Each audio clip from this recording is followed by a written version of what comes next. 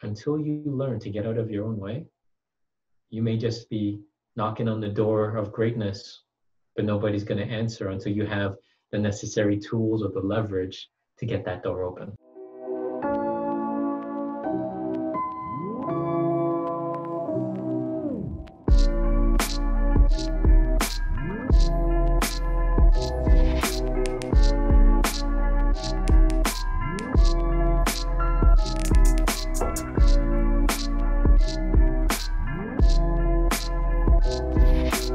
Welcome, everybody, to another episode of The Human Blueprint. I'm Angelo, and we have Herman today, and we have another special topic lined up for everybody, something that I think is near and dear to both mine and Herman's heart. I mean, growing up, basketball and sports just in general were a part of my life. It was something that I enjoyed doing. I enjoyed playing, enjoyed competing, and it was something that I just wanted to do every single day. And I remember at one point in my life, like my dream was to be a professional athlete. And as I've gotten to know Herman throughout the years, Herman was quite the sports player himself. Herman was playing basketball. And what other sports did you play, Herman? Played virtually everyone, but basketball was the one I found to be the most joyous for me. Definitely. Yeah. And as our current times, no really live sports are happening. All of them are delayed or are cut off. And so a very special documentary has come out recently. And I think it's gained a lot of attention because everybody enjoys watching it. And since there's no sports to watch, there's a documentary on one of the greatest that has played the game of basketball by the name of Michael Jordan. So has anybody seen The Last Dance? Does anybody know what show or documentary we are referring to? Let us know in the comments if you've seen it and how far you are and you know what you've taken away from it so far. We want to share some stories and just have a conversation about it to share what it meant to us and how we were able to apply some of the things that he really emulated in his game. Because I think that no matter what you're doing in your life, whether it's maybe you don't play basketball, but it's not really about basketball. It's about the character. It's about the principles that were applied to get the results, which was a championship. And I think if we could take those things, apply them to our life, we could start winning at more things. Mm-hmm. I agree. And I feel this topic has been a long time coming because every time we do this, people mainly watch it because they just want to know. They want to be the closet watcher sometimes, and they want to know just a little bit more about you, a little bit more about you. So today, if you really want to know about that, don't go anywhere because this is where we're going to go and dive a little deeper. Exactly. So Herman, I know that, you know, growing up when you were playing, like Jordan was a big inspiration to you. Like how did he inspire you? Was it something that like you clicked with right away, or share a little bit about like your story or your journey? So growing up, my family did not really watch sports at all. Like they would just watch Olympics. That would to them would be like the biggest scope of sports they would watch. And then Herman comes along. It's like, well, what's this? Oh, what's that? What's this? What's that? And it's like all these sports, and then like sports was on like all the time, right? Or like that's all I would be playing. That's all I'd be studying. That's all I'd be doing, because I really liked how people were able to excel at such a high level. And I was like, oh, wow, I could do that. Oh, what if I could do this? And it's like, why can't average people be like that? And I was like, well, something was missing. And I was like, I need to find that something.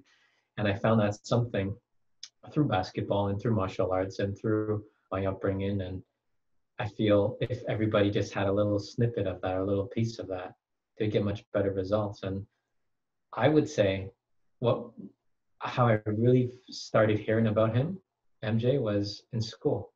Everybody would be wearing number 23, or they would be talking about the previous game. I'm like, who is this person you're talking about? I don't know who this is because we don't watch that. And it's like, no, you got to watch it. So they start bringing in their cards. They had like these cards at the time, and they bring it in, and ooh, right? So everybody was into it, and like they just wanted a little piece of him. They thought he was like his airness, they would call him, right? They thought he walked on air because he was considered basketball royalty. Mm-hmm. So I was like, okay. So we started studying. And then I started picking up the game. I made my first basketball team grade 4, grade 5, I believe. And at the time, I was not very good at all. But I knew how to defend. I knew how to run. I knew how to chase behind you. I knew to make sure that you didn't get the ball. Like, that's all I knew. I couldn't shoot. I didn't know how to dribble that well at all, right? So teacher comes up to me and says, you know what? I see that you have this heart. I see that you have this drive, but you don't have the skill. Go home, watch this, come back. So what I did was every single day after school, whenever there was, so on Saturdays, there was something called inside stuff. That was my, what do you call, ritual. So Saturday morning, 12 p.m., inside stuff. I used to watch that inside, in and out. So there was Ahmad Rashad, there was Ian Eagle who used to do the top 10. And I used to watch that religiously because I was like, look at all these people. And who was always in the top 1, 2, 3, 4, 5 of the top 10? MJ. And I was like, I got to study his game. I have to study what he does. I have to study how he brings it to the every single night. And once I was able to study and study and study, you realize and you pick up on a few things. And the reason why I like The Last Dance is because it was almost like edification of when I didn't have internet growing up, when I didn't have the cell phone, you didn't have the behind the scenes as you do now in today's world with social media. Mm-hmm. So back then, when you used to watch inside stuff or you watched an interview, you were looking to absorb anything and everything from that to say, okay, you know what, I'm going to add this to my game, or you know what, I'm going to add this to my pregame or add that to my postgame. And it was like, wow. And then now today, everyone has it so available, but they don't have that same drive. They don't have that same, what's the word, ability that they feel almost like they press a button, they expect it to just come to them easily, versus, you know what, let's study every single angle. Let's read between the lines. Let's look through every single thing and comb through it 10 times, comb through it 100 times, 1,000 times, and just keep doing it and doing it and doing it again. And once you keep doing that with that drive, I feel that when you're in the best position and you put yourself in the best position, results tend to go in your favor. But a lot of times people just think, oh, he's great. You didn't see his struggles. It took him 7 years before he won his first championship in the NBA. Mm-hmm. 7 years. Why? He was going against some great teams. He was probably the best individual player, but not the greatest team player. Mm-hmm. And so his coach at the time, what's his name, Collins, helped him become the greatest individual player, where he was the best offense and defensive player. And last time I checked, very few people not named MJ could ever win scoring title and defensive player of the year and MVP. Very few people, I think, could ever win that. Mm-hmm. And he did it, but he didn't have the championship to put the icing on the cake. And so once coaches were switched, once systems were in place, once a gentleman named Tex Winter came in, applied a system known as the triangle, it created a synonymous ability where it didn't matter that you could shoot, dribble, or pass. Everybody was accountable for their one spot, their one station. So it was like there was always a triangle from every single angle, but it took away the thinking part of you had to over dribble, or took away the part that you isolated someone, or you took away the part that someone felt like they were not included. So it involved everybody. Mm-hmm. And the reason why it takes so long to learn it is because a lot of people play for themselves. They don't play for the team. And one thing that Tex Winter really gave was he showed people how to play as a team and as a unit. And because of that, when he took it to the Bulls with Phil Jackson, great. Everyone knew where the triangle was going to go, but they still couldn't beat it. Then they take it to the Lakers, and then they have a three-peat.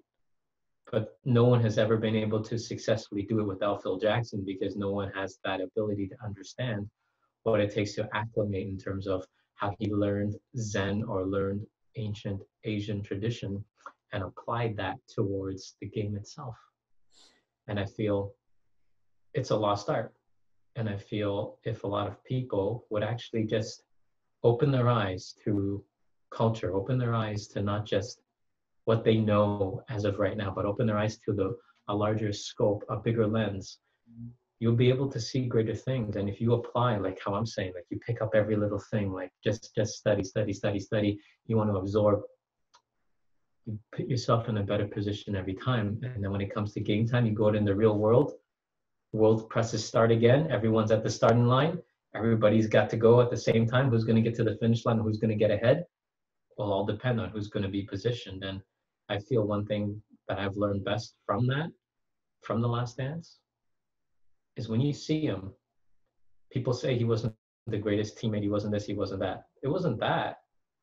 If somebody wants to win and they finally figured out and worked so hard to win, they didn't just want to go through the motions. They didn't just want to go through and just say, oh, well, next year. No, Barkley did that. His team showed up, was going through the motions. They thought they were going to beat Jordan's Bulls. Jordan said he was the better player, and they won. And Barkley never won a championship and never came close again. And so you look at a lot of greats. You look at Malone. You look at, he never won a championship. Stockton never won a championship. Miller never won a championship. You look at all these guys, and you say, why? And it's always the same person. Jordan, Jordan, Jordan, Jordan, right? And he took down some great teams. He took down the Pistons, Detroit, right? Mm-hmm. Two-time, right? Took down the Celtics, took down the Lakers. And when you look at it, he created what we call a dynasty. And had he not retired, had Phil Jackson stayed on or his contract extended, who's to say 8 to 10 championships were not out of the question? Exactly. It'd almost be like a decade of winning. Mm-hmm. But I think you brought up a lot of key points. One of the key points that I think you brought up is the drive. And I think if you look in today's world, there's information everywhere. I mean, there's things everywhere. And some of them are good. For example, this podcast. And not saying it's information, but it is wisdom. It's things that are accessible to you. But how many people actually value it? Or how many people actually take the time to study it, to learn it, and to apply it into their life? I would argue that very few people do. Whereas opposed to like back in the day, like you were saying, it wasn't as accessible. So people, when they got it, they actually valued it and they cherished it and they made sure that, you know, they remembered it. So I think that was like a huge distinction between today and back then. And then he talked about Phil Jackson and his background, which was interesting because when I watched that, I had no clue. But when they started talking about how he studied Zen and how he applied this, and you see the team is in a circle and they're communicating and they're, you know, being flexible, you can see that there's more there than just basketball players. It was, like you mentioned, the culture that was established. And when they played together, they played with harmony. And I think that that's a lot of things that a team doesn't really have nowadays because, like you said, more people are out for themselves and not really in it for the team. So let's talk a little context, Angelo. Some person came up to me, and quite a few people come up and say this quote because Jordan said it. They say, oh, you'll never make any shot you don't take, so you just keep taking shots. And I said, okay. So does that mean that we should just have one player on the team take all the shots because that's what the quote says, and then we don't need the other 4, so it's just 1 on 5 every single time? Does that mean that as soon as you get the ball, you don't even look for the best positioned player that has an easier shot? You just take the hardest, most difficult one because you're all about yourself taking your shot? No. Context. Mm-hmm. If you're going to take a shot because you're in the right position and you have the chance to win, of course you take the shot. But you have to make sure that if someone has a better one and they're a better shooter than you and they are more dependable than you, that's when you have to hand off because you want to get as many, how do we say, guarantees, right? So if someone is shooting maybe 90% or more from the free throw line and, you know, there was a technical foul and they were supposed to be on the line, but you're only shooting 50, but you say, no, I got to take all my shots because that's what Jordan said. Are you going to put the team at risk because your ego's in the way? Because you just want to put your shot up, but there's somebody else with a higher chance of winning the game for you? What are you going to do? Mm-hmm. That's where you have to understand. You remember all the game winners he made. You don't remember all the misses he's made. And he has missed a lot. Mm-hmm. Yep. And that's the thing that you don't really see. I mean, even watching the documentary, you don't see the misses. they don't highlight that. They highlight the times that he made it. And I think the context is so important because, yes, you have to have the courage to take the shot. You can't be afraid to jump in life. But is it a high percentage shot? Is there a way that you can strategize it to make it a better, more chance of it going in? Mm-hmm. And I feel a lot of people, they just want to be the hero of their shot or their life, but they're not helping others around them become the hero. Do you understand? See, when you help everybody around you become great, then they will help you when you least expect it. You can lean on them so that when you are having a rough time or a rough day, or let's say you get double, triple teamed and someone's wide open, you can pass it, you can trust it, and you can trust that they're going to make that shot. Just like in life and leadership, right? We can't do everything ourselves. That's literally impossible. That's why in a business, if that were true, then it just takes one person to run maybe a 5,000 employee business. How come there's not just one person running it? Mm-hmm. How come not just one person running every single franchise or every single location? See, we need a team, and you have to learn to develop people into a team. You have to learn to help them develop that they're not playing for themselves, but they're playing for the greater vision. And you as a leader have to learn to bring that out in people. You as a leader have to learn to develop that in people. But in order for you to do that first, you got to do it to lead by example. And for a lot of people, specifically on this planet, until you learn to get out of your own way, you may just be knocking on the door of greatness, but nobody's going to answer until you have the necessary tools or the leverage to get that door open. Mm-hmm. And that's why it's so important to develop people, to build relationships with people. Because at the end of the day, it's so hard to do it alone. And it's not fun when you do it alone. It's not fun to celebrate by yourself. Like, one of the best things about winning is in the locker room after the game. You get to celebrate with your team.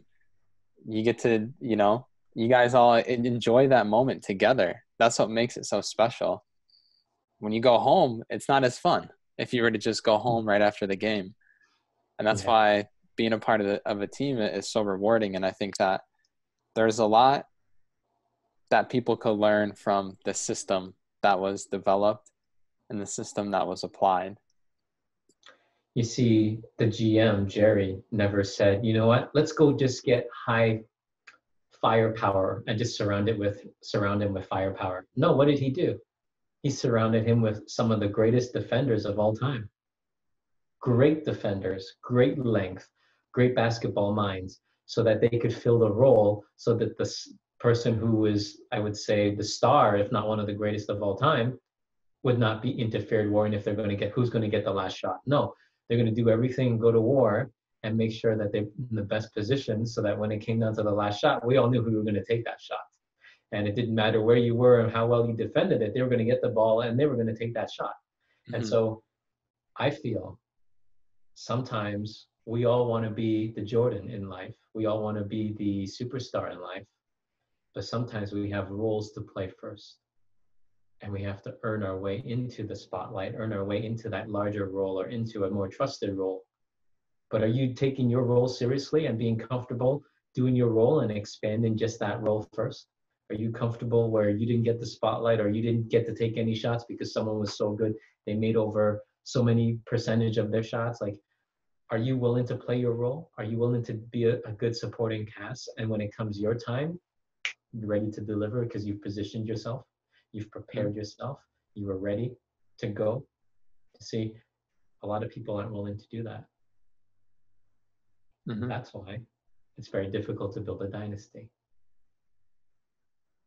I really enjoyed in his rookie year when he came onto the Bulls and they were nobody. They weren't good at all.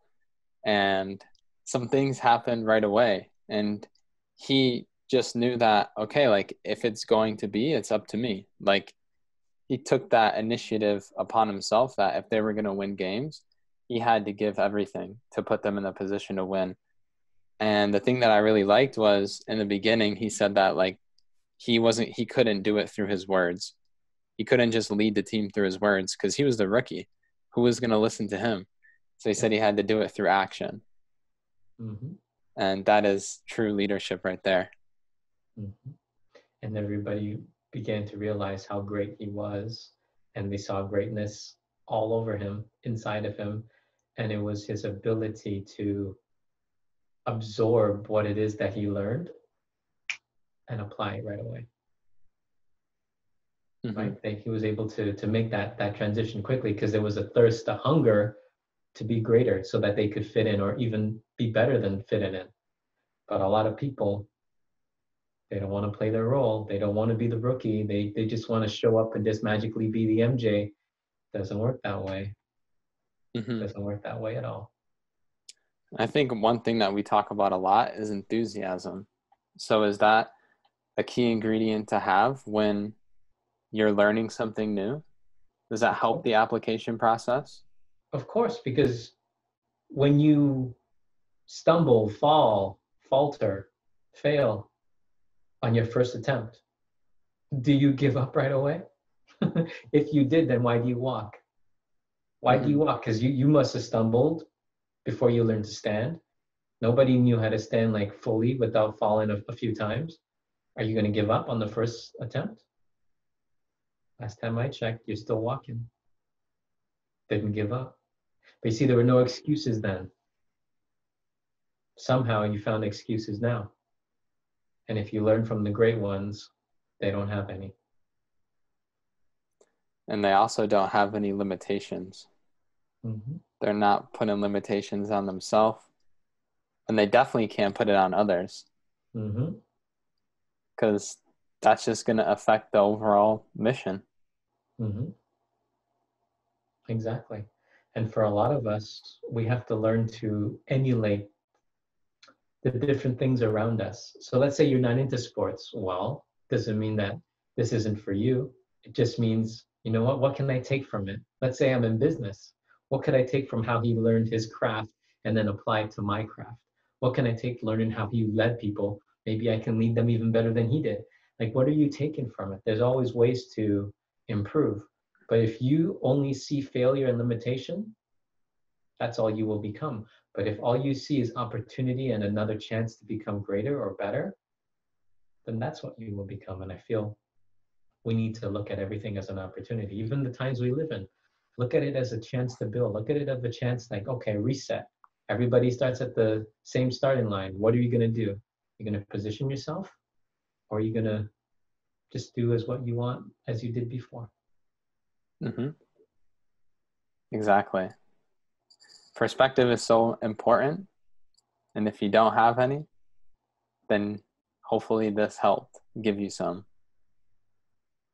Mm-hmm.